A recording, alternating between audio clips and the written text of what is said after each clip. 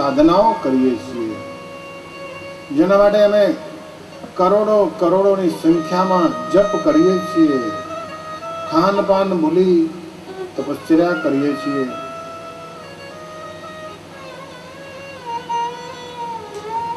ઠંડીમાં ઠંડીને સહન કરીને, ગરમીમાં ગરમીને સહન કરીને, વરસાદમાં વરસાદને સહન કરીને આ ભગવાનને મેળવવા માટે અમે જન્મો જન્મની અમારી આ લડાઈ છે. બસ આ ભગવાન અમારે જોઈએ છીએ, એના માટે અમે લડીએ છીએ. અમે સગાઓ સાથે લડીએ છીએ, અમે માયા સાથે લડીએ છીએ, અમે અમારા મોહ સાથે લડીએ છીએ, અમારા અંતર શત્રુઓ સાથે લડીએ છીએ, અમારા દેહના બંધનો સાથે લડીએ છીએ, મમતા સાથે લડીએ છીએ, અને માયા સાથે લડીએ છીએ, અને કર્મ સાથે પણ લડીએ છીએ. લડતા લડતા એક એક એકને ઓછું કરતા કરતા જે જે સામે આવે એને વિસારી દેતા, જે વચમાં આવે એને મૂકી દેતા. એક આ ઠાકોરજીને માટે, એક પરબ્રહ્મને માટે અમે લડતા લડતા અહીંયા સુધી આવ્યા છીએ. પણ આ ઠાકોરજીને લેવા માટે, મેળવવા માટે, પાસે રાખવા માટે અમે ખૂબ પ્રયાસો કર્યા છે, પણ અમારી પાસે નથી આવ્યું. મારી તને શું વાત કરવું કે આ ઠાકોરજીને એક ક્ષણ માટે, એક ક્ષણના 100મા ભાગમાં એની ઝાંખી કરવા માટે અમારી કરોડો વર્ષની સાધના છે. મારી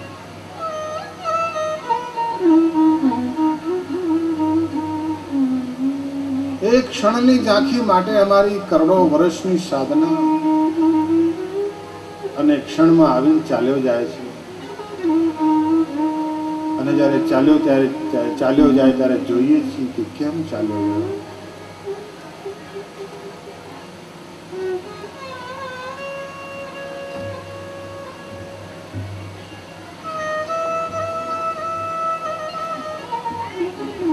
કેમ ચાલ્યો જાય છે.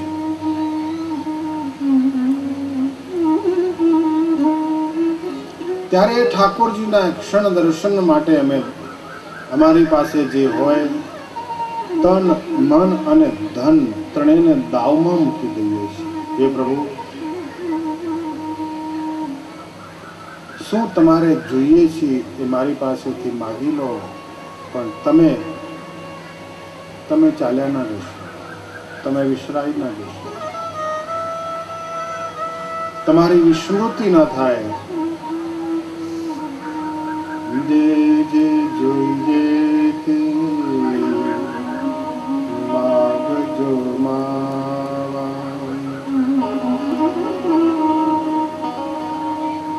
પ્રીતમ તમને નહીં દઉં જાવા,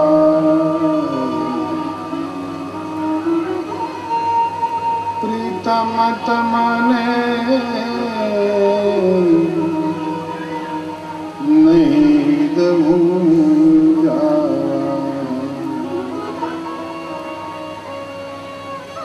હે પ્રભુ, તમે અમારી પાસે રહેજો, અને રહેવા માટે તમારે જે જોઈએ તે માગજો. આમ તો ભગત ભગવાન પાસે માગતો હોય, પણ આ ભગતને જ્યારે ભગવાન સિવાય કંઈ જોઈતું નથી ત્યારે એમ કહે છે કે પ્રભુ, આ મારી પાસે જે છે એમાંથી તમારે જે જોઈએ તે લઈ લેજો, પણ તમે રહેજો. ટાણે ટાણે જે ખાવાનું જોઈએ તે માગજો, મેવા મીઠાઈ માગજો, સોનું ચાંદી માગજો, અમારું મન માગજો, અમારી બુદ્ધિ માગજો, અમારું તન મન ધન તમને પાથરી દઈશું, દાવમાં લગાવી દઈશું, પણ અહીંયા જ રહેજો, અહીંયા જ રહેજો.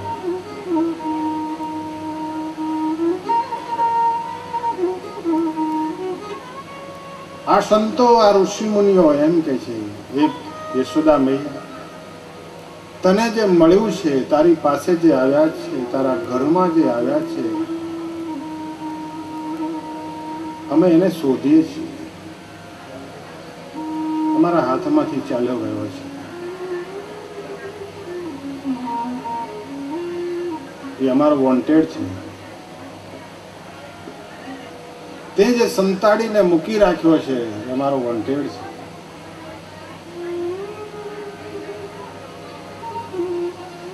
અમે એને હરિદ્વારમાં શોધ્યો, અમે એને બદ્રીનાથમાં શોધ્યો, ગંગાજીમાં ડૂબકી લગાવીને જોયું, ત્યાંથી પણ ચાલ્યો ગયો. કાશીએ ગયા, ત્યાંથી પણ ચાલ્યો ગયો. જમનાજીમાં ગયા, ત્યાંથી પણ ચાલ્યો ગયો. વ્રજમાં ગયા, ત્યાંથી પણ ચાલ્યો ગયો. સેતુબંધ ગયા, પુરી ગયા, દ્વારિકા ગયા. શોધવા માટે જ્યાં જ્યાં ગયા, જ્યાં જઈએ છીએ ત્યાંથી ચાલ્યો જાય છે. એને અમે શોધતા શોધતા અમને ખબર પડી કે યશોદા પાસે આવ્યો છે.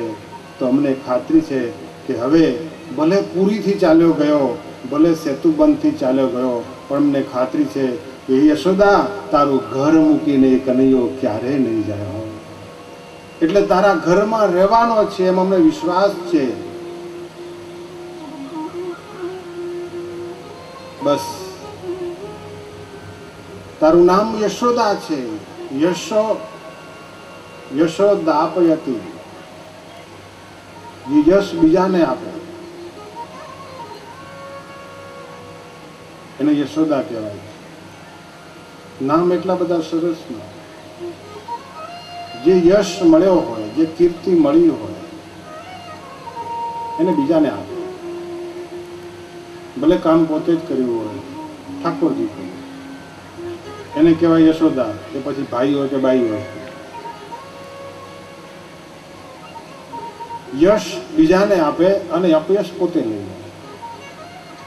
કંઈ ખરાબ થયું હોય તો કે હું ભૂલી ગયો, સારું થયું તો કે ઠાકોરજી. हे मैया तुम्हारा नाम यशोदा है, तुम यश देने वाली है. तो અમને વિશ્વાસ છે કે અહીંયા અમને ઠાકોરજી મળશે.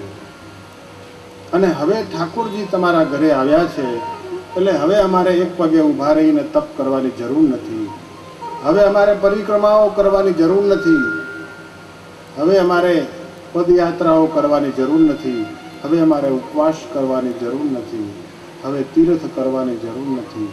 હવે અંતરદ્રષ્ટિ કરવાની પણ અમારે જરૂર નથી. કેમ કે જે નેત્ર બંધ કરી અને અંતરદ્રષ્ટિ કરીને જેના દર્શન કરવાના છે એ તો સામે બેઠો છે, સામે બેઠો છે. બસ હવે તું બારણું ખોલી દે એટલે અમને દર્શન થઈ જાય. जिनके पिया परदेश बसत हैं, लिख लिख भेजे पाती, मोरो श्याम मोरे घट में बिराजी, नारे हूँ मैं उदासी आँखियाँ हरि दर्शन की.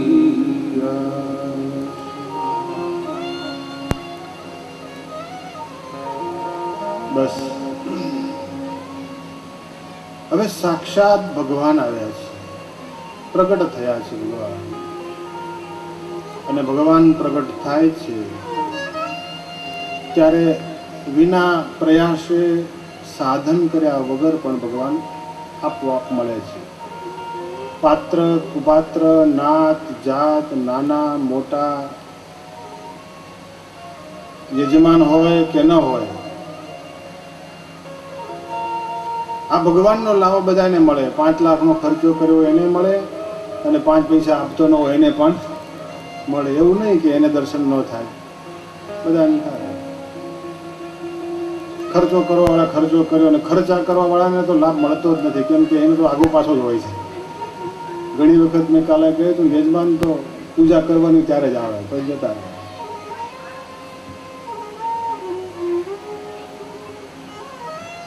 એને જીવ ઠેકાણે જ ન હોય. એ આગો પાછો થતો હોય. જેને કથા બેસાડી હોય ને તો દશા બેઠી હોય, બીજા લહેર કરતા હોય.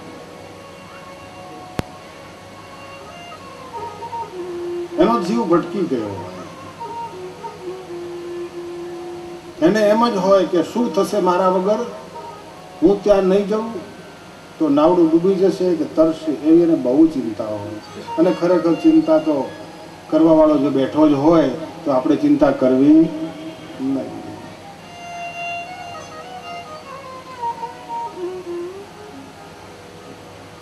ભગવાન પ્રગટ થાય છે ત્યારે બધાને ભગવાન મળે છે અને બધાને ભગવાન સુખ આપે છે. આ સૃષ્ટિ ચલાવવા માટે ભગવાને 3 શક્તિઓ મૂકી છે, કાળ, કર્મ અને માયા. આ દુનિયાને પેદા કરી ચલાવવા માટે અને સંહાર માટે ભગવાને કાળ, કર્મ, માયા રૂપી 3 શક્તિઓને કામે લગાડેલી છે. તમામ જીવને ઉત્પત્તિ, એનું જીવન અને એનો સંહાર એ કાળ, કર્મ, માયાની તાકાતથી એને ચાલ્યા કરે છે.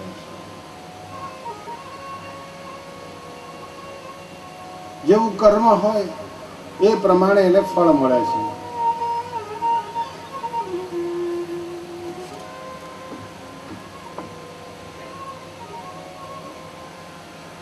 કર્મની પાછળ એ જીવ ભટકે છે.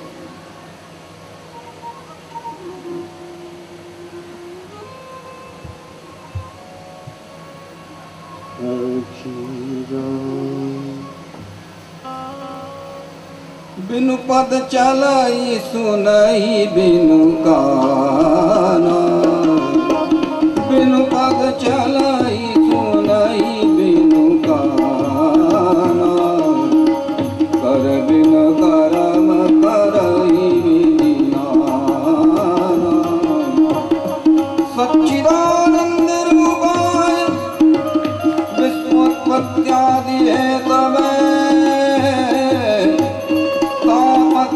विनाशाय श्री कृष्णाय वयं नमः, श्री कृष्णाय वयं नमः.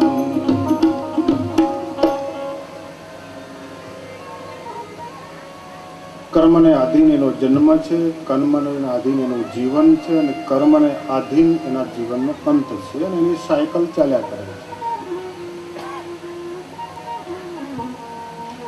આ જગતનું કારખાનું ચલાવવા માટે, બનાવવા માટે અને પૂરું કરવા માટે ભગવાને કાળ, કર્મ અને માયારૂપી શક્તિને કામે લગાડી છે અને એ પ્રમાણે જગત ચાલ્યા કરે છે.